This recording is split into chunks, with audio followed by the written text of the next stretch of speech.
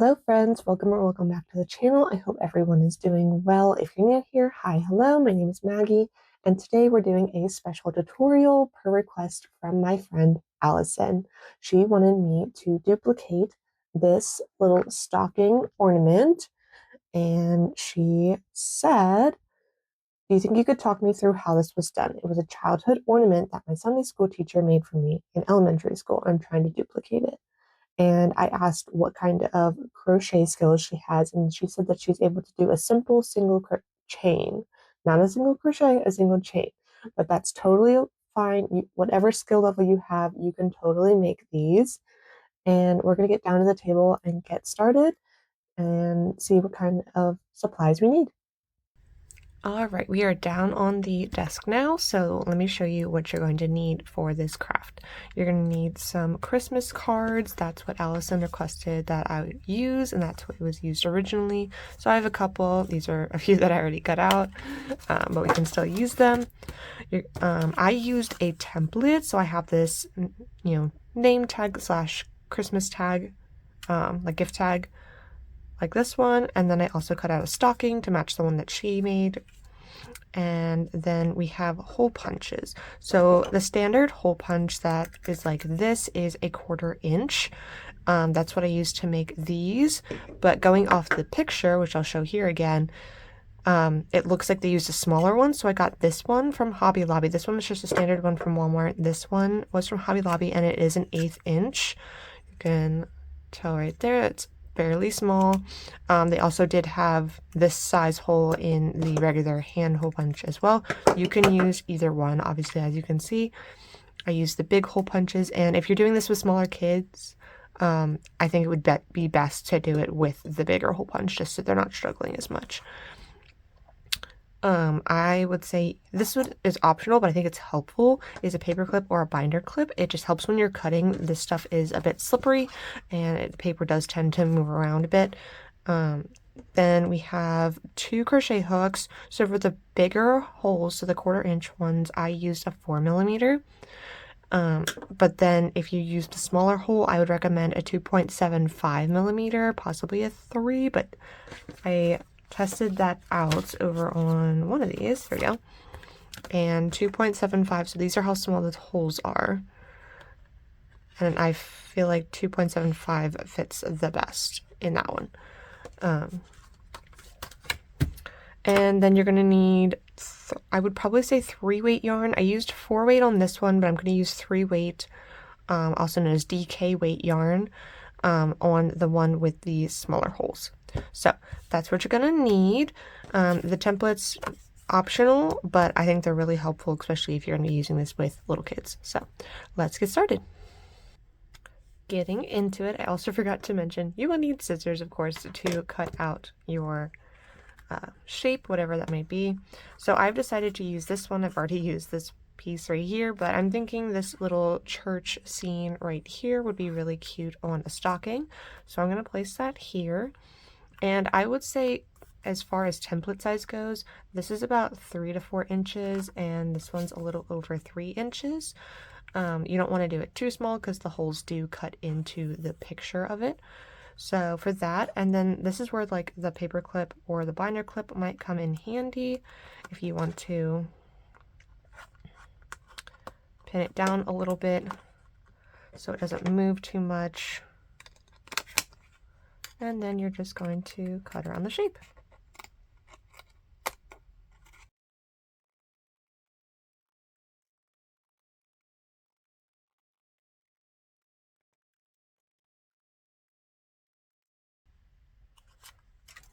There you go. And if I didn't mention already, you're going to be cutting through both sides of the card. So there's 2 pieces.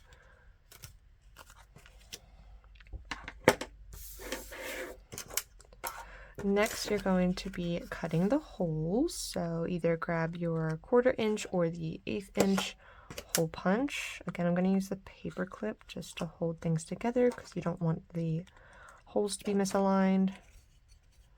And what I like to do is look at it from the bottom, and you don't want it too close to the edge because they will rip through. So you want them a little bit in from the edge, and it's kind of hard to tell. but I wouldn't do any more that far away from the edge or any less. And then, of course, don't do them too close to the other holes because they will also rip through. See, that one might have been a little too close, but as long as I'm careful when I am inserting my hook and crocheting around the edge. Oh, see, messed up there, but that's all right. We'll probably just put 2 stitches in that one.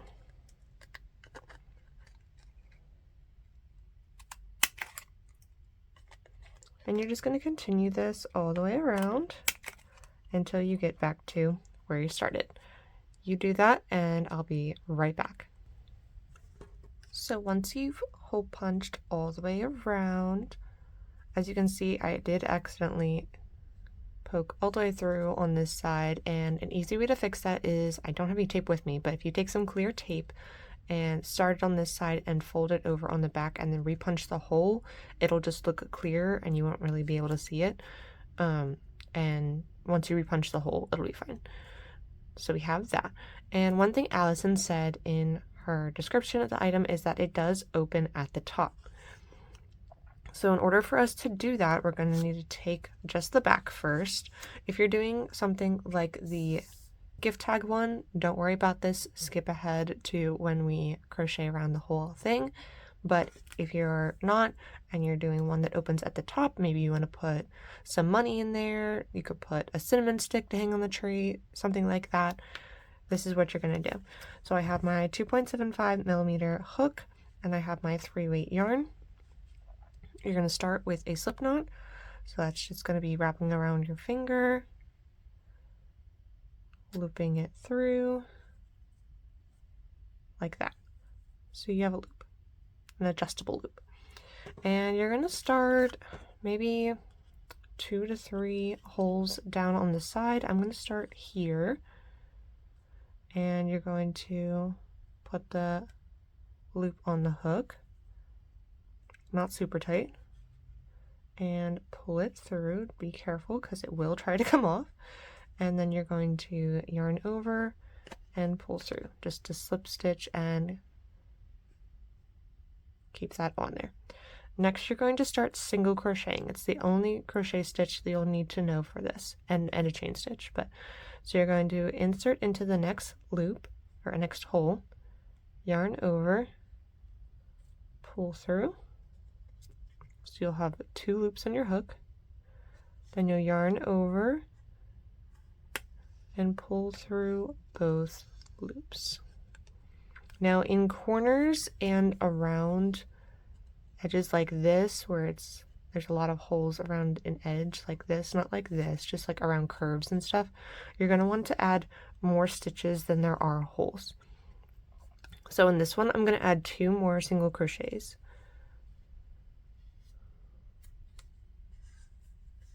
There's 2 in there, and gotta be very careful.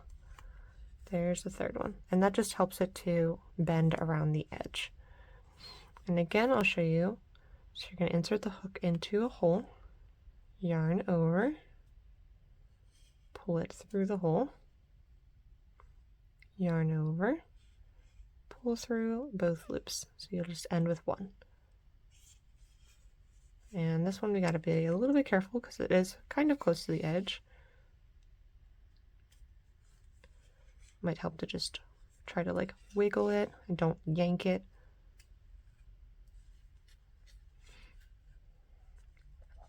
Keep it fairly loose. You don't want it to buckle or pull the other stitches. And I'll do it one more time. Insert into the hole, yarn over, see how the yarn is over top the hook, pull through. So you have 2 loops, this one and this one, yarn over, pull through both. You're going to keep going, and then when you hit the next corner, you're going to do 3 again. 1, 2, 3, and then I would do maybe one more down the side and slip stitch, and by that I just mean insert into the hole, yarn over, and then pull it directly into the next loop. And from that you're going to cut the yarn.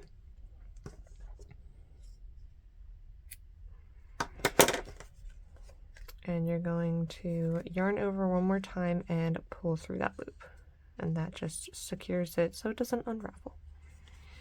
Now for this one, you can tuck it inside if you want. You can sew it in. I guess it's another thing you will need is a needle to weave in the ends. I'll show you which ones I use once I find my bag.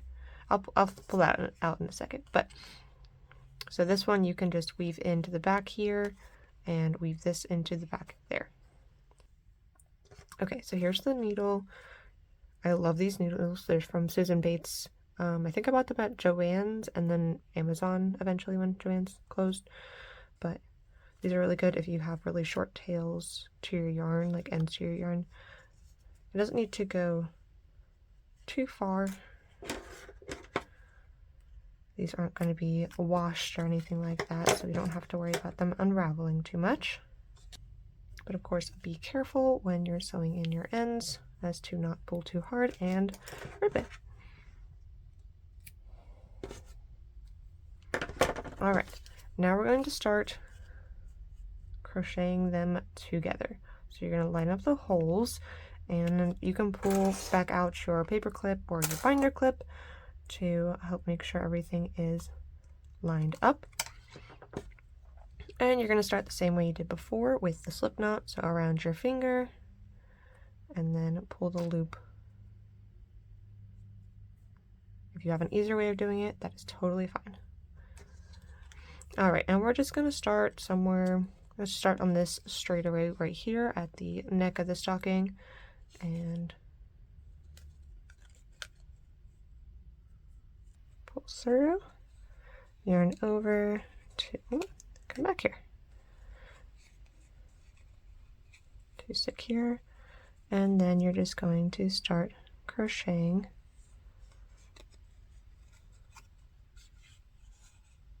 down the edge.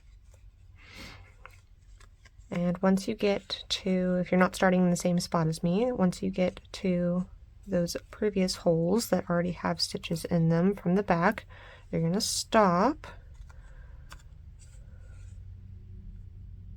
Come on. I would definitely have to say that the larger holes would be much easier, or if you're doing this in Sunday school or for kids or anything like that.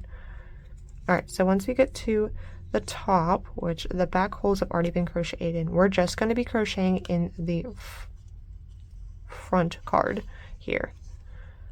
So you can put your finger here if you need to. Just be careful not to pull it too hard. And once again, we're going to do 3 in the corner. 1, 2, 3, and then of course crochet across the top.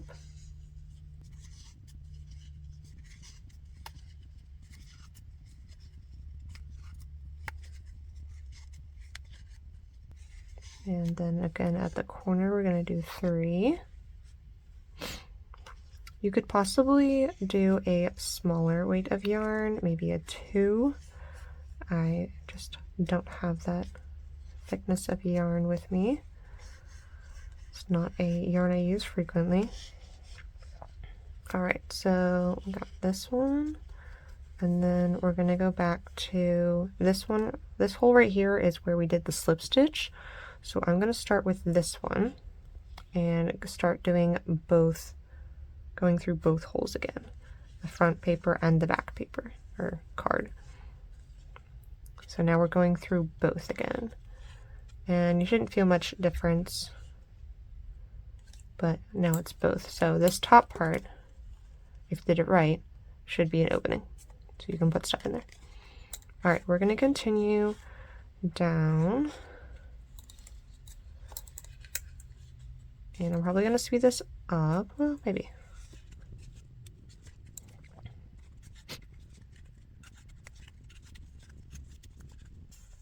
All right, when you get to like curves like this, you're probably going to want to do 2 just to kind of stretch around the curve. 2 in this one. 1 in this one. And of course your holes will be in different spots than mine. And I think we're going to do 2 in this one too.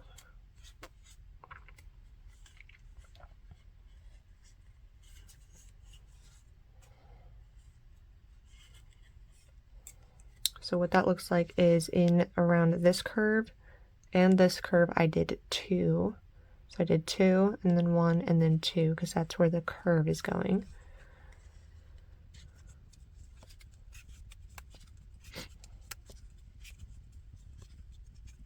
And there's a little bit of a curve here. You can probably remove this now. I think all your holes will stay where they need to be. Alright, doesn't look like I needed one there. So we're going to keep going around.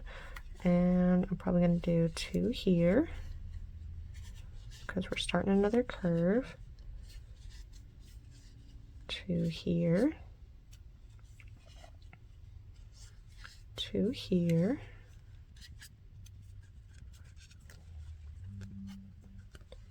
So that's how that looks. So I did 2 there, 2 there, 2 there. And it just creates a nicer curve. 1 here. And since I mean me, since I messed up that area right there, I'm just going to pretend like they're individual holes and do 1 in each.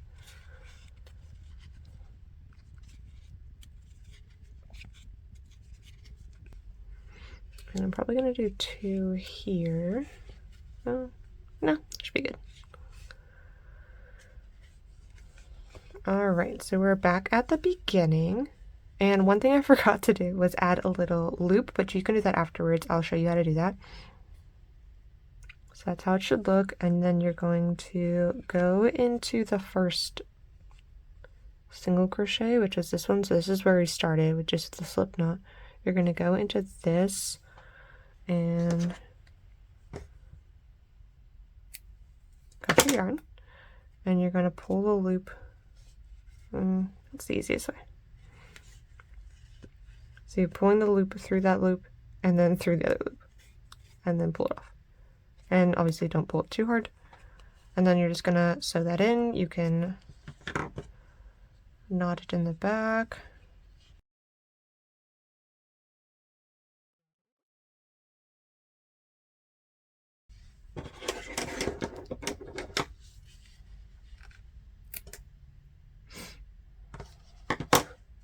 And that's how she looks.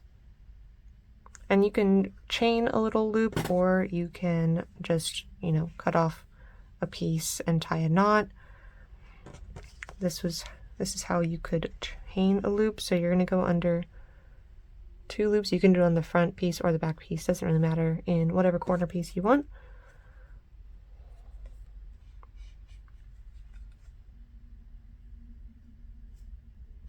And then you can I would start by chaining both pieces,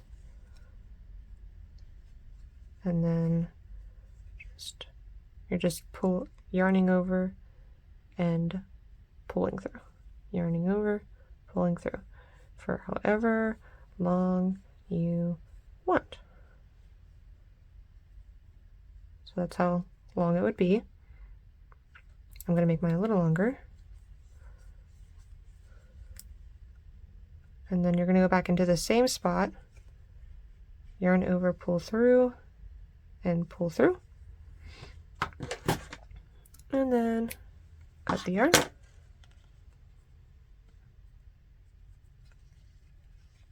Yarn over, pull through. And there's your little loop. And of course you can knot this off. And cut. So now you can hang it up on your tree, or if you have little hooks somewhere. I think that little scene is so cute. And I hope you guys enjoyed this tutorial. Thank you again guys so much for watching. I hope you enjoyed this tutorial. Let me know if there's any other tutorials you have out there that you would like me to make. And again, thank you to Allison for the opportunity to break down this little sentimental item that you have and teach you how to make it. I hope you guys have a great rest of your day, and I'll see you next time. Bye!